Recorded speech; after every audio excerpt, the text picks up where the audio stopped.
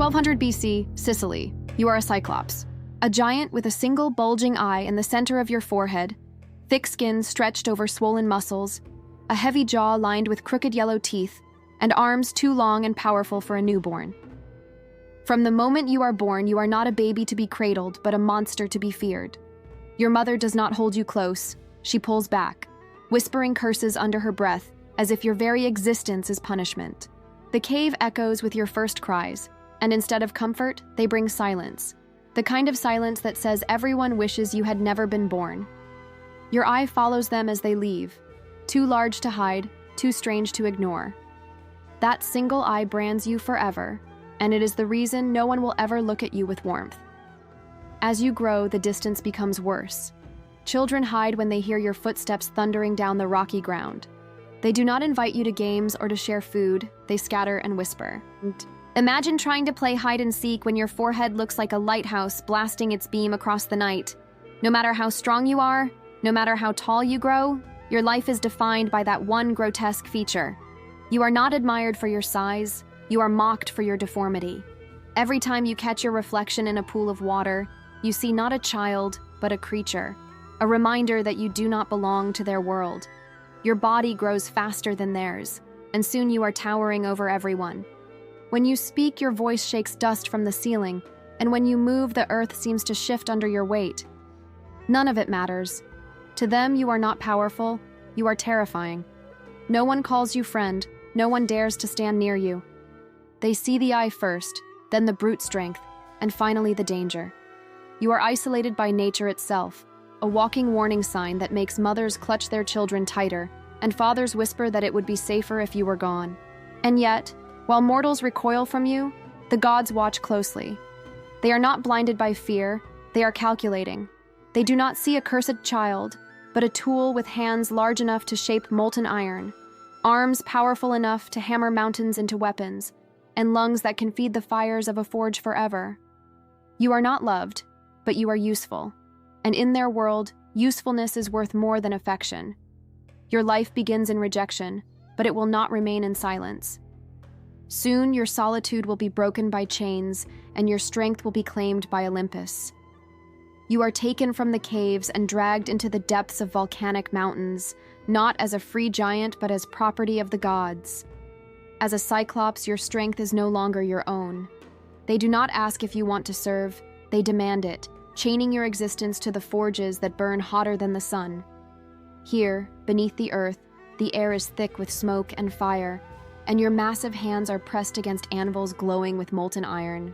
You strike and shape weapons that will never belong to you, every swing echoing through the tunnels like a drum of servitude. Sweat pours down your body, steam rises in choking waves, and the smell of fire and metal saturates your lungs until breathing feels like swallowing ash. Day after day, you repeat the same motions, shaping blades for Ares, shields for Athena, thunderbolts for Zeus. The gods call them gifts of Olympus, but they are really the prison marks of your labor. You are strong enough to bend mountains, yet your strength only builds the glory of others. You will never wield the thunderbolt, only craft it. You will never hold the spear of Athena in battle, only polish the bronze until it gleams. It is a cycle without end, the monotony of striking metal until your arms ache and your eye blurs from the brightness of the flames. The forge consumes your time, your identity, your hope. You are not remembered as a being with a name. You are remembered as the hammer, the furnace, the tool. If mortals worship the gods for their weapons, it is you who gave those weapons form, but no one speaks of your contribution. You are erased from every story except as a shadow working in the background. The gods know this and enjoy it. They treat you like a machine that never complains, a creature born to labor without recognition. At best, you are given scraps of food. At worst, only another order to complete before the fire cools. Your arms grow stronger with every strike, but the weight on your soul grows heavier. Even your body, capable of tearing boulders in half, feels broken under the routine. You are trapped in an eternal apprenticeship where there is no end, no freedom, no reward. Basically, you are the intern of Hephaestus, except without the chance of ever being promoted. And still, you endure. Because to resist is pointless. The gods will not hesitate to crush you if you refuse, and the chains of Olympus are not made of iron, they are made of fear. Fear that without them you are nothing, fear that without labor you have no purpose. Your eye stares into the flames day after day, and sometimes you wonder if the fire is staring back, mocking you for believing this is life. But all of this suffering under stone and ash is only one half of your torment. For if the gods can turn you into a servant, the mortals will make you into something even worse. In your coastal cave on the island, you believe at last you hold all the power. Mortals have stumbled into your domain, tiny, trembling, and hopelessly weak compared to your massive frame. As a Cyclops, you imagine their arrival will finally bring the respect you have been denied since birth.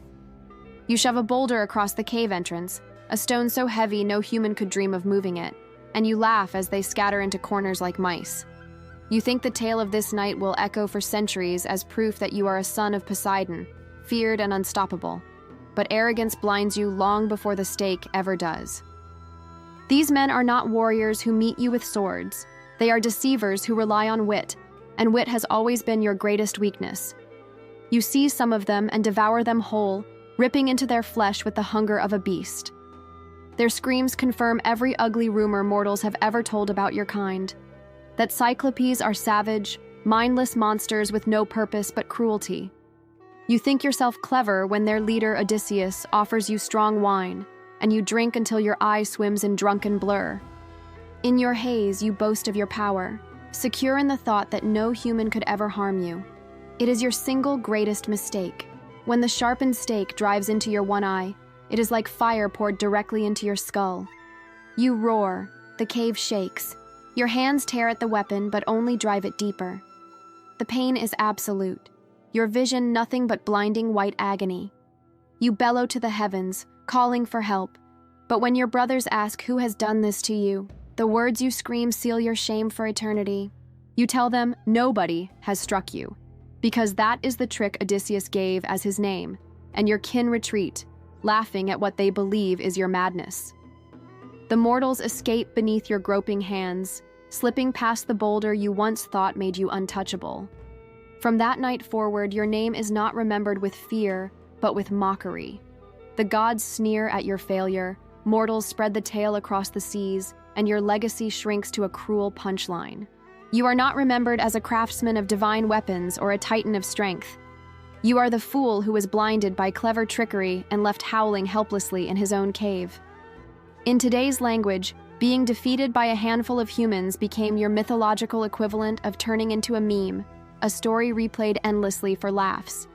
And if humiliation at the hands of mortals were not enough, your heart will suffer even deeper wounds, because when it comes to love, the world is even less forgiving. You thought humiliation ended with sailors, but loneliness is the longer sentence. The island gives you food and stone, not conversation. Nymphs keep to the shore where your shadow cannot reach. Shepherds route their flocks wide around your cave, and even monsters prefer your company at a distance. Strength does nothing here. You can lift a cliff, yet cannot lift a glance that does not send someone running. Your single eye is not romantic. It is a warning label stamped on your face. Try being tender with a gaze that looks like a searchlight. Try looking harmless when every blink reads as a threat. As a Cyclops, you learn that silence is safer than speaking, because your voice is an avalanche that buries any chance of intimacy. Then you make the worst mistake a brute can make. You fall in love. Her name is Galatea, a sea nymph who moves like light on water. You practice gentleness, clumsy and earnest. You set out wheels of cheese you made yourself. You sing in a rumble that shakes the pebbles. You promise the only thing you truly own, which is labor. You even avoid the shoreline so she will not feel cornered, pretending that restraint might pass for grace. None of it matters. She loves a mortal, Acis, small and bright and everything you are not. You stand there with the weight of a mountain and realize that none of your gifts can shrink you into something lovable. You do not fit into her world, you only blot out its light. When jealousy burns hot enough to crack stone, you commit the unforgivable. A boulder flies from your hands, Acis disappears beneath it, and the sea answers with a river born from his blood. Galatea turns grief into eternity, and you become the villain in someone else's love story. There is no redemption arc waiting because the stories are written by those who survive you. After that, the few who might have pitied you now fear you without hesitation. Word spreads that a Cyclops has no heart, and you carry that verdict like a chain. The truth is uglier. You have a heart that does not fit anywhere. You spend nights trying to understand what exactly repels them. Maybe it is the scale of you, too much for any gesture to read as soft. Maybe it is the reputation, the way your name arrives at every shoreline covered in other people's screams. Maybe it is the eye itself, honest to a fault, unable to hide hunger or grief. You try smaller signs of humanity. You carve little flutes that snap in your hands. You stack shells into bracelets that break when you breathe. You rehearse greetings that sound like threats no matter how you lower your tone. Finding a partner as a Cyclops is nearly impossible. At best, you become the ghost of a rumor in someone's cautionary tale, the danger their parents taught them to avoid. At worst, you become entertainment, the punchline told by sailors who survived your cave. Your strength, the thing that built the thunderbolts of kings, cannot carry you across the simplest gap between two people. You are not defeated by heroes here. You are defeated by a refusal to meet your eye. And the cruel joke is that the story still has room to fall lower, because even when the heart finally stops and the island grows quiet, the shame that has followed you since birth does not die with you. It finds new ways to live on. In the end, your legend hardens into a shape you never chose. No temples carry your name. No priest keeps your fire. No festival blesses your memory. The stories keep only the parts that make heroes shine and audiences laugh. Poets use you as a stepping stone so a clever mortal can look brilliant. Scholars file you under obstacles rather than beings. Sailors trade your cave as a cautionary tale to scare new crew into discipline. Parents hush children with your shadow, not with reverence but with threat, behave, or the one-eyed giant will hear you. When storms split the sky, they praise Zeus and forget the hand that built his thunder. When armor sings on a battlefield, they praise the warrior and ignore the forge that shaped the plate. Craft becomes credit for Olympus. Failure becomes credit to your name. Your single eye is not a symbol of insight. It is a signpost nailed to your face that reads target. As a Cyclops, your afterlife is made of footnotes, pottery scenes, and jokes, told around fires where your roar has been edited into a punchline. Pain stays louder than craft. The tale that travels best is the one where a mortal blinds you, not the one where your hammer gave gods their power. Amphorae and murals freeze you at the worst angle possible, hunched and drooling, the perfect frame for a hero to climb over. Natural historians find ancient skulls with cavities large enough for a trunk and decide a monster once walked here. Never mind that the bones are not yours. Your fame is a misreading that refuses correction. Hunters who will never meet you still dream of hanging your story like a trophy, because every age needs a beast to conquer, so it can call itself brave. Even the modern world keeps the habit. The era that turned vampires and werewolves into glossy leads with brooding eyes and leather jackets never did the same for you. Not even the 2000s reboot wave could make a Cyclops cool. You stayed a joke, a boss fight before the real plot resumes, a roadblock the audience is expected to cheer when it falls. School lessons flatten you into 3 facts and an illustration. One eye, big club, easily fooled. The nuance of labor and loneliness does not survive the slide deck. Your name becomes shorthand for stupidity, and when languages evolve, they keep you as an insult. That is how a lineage disappears, not with a war, but with a smirk. The world prefers you simple because a simple monster is easy to beat. You could list every blade you tempered for kings, every wall you raised against chaos, every night you let the fire chew your lungs so the morning could arm the strong. And the ledger would still circle back to the cave where a trick took your sight. Reputation chooses the chapter that hurts the most and reprints it as your entire book. There is no cult to argue the case, no priesthood to polish your memory, no city that owes you tribute. There is only the echo of that moment, multiplied across centuries until it drowns everything else. Life offered you strength and a task. History gave you mockery and a warning label. In every retelling you exist to be outwitted. In every memory you exist to be diminished. This is the inheritance that waits at the end of your path.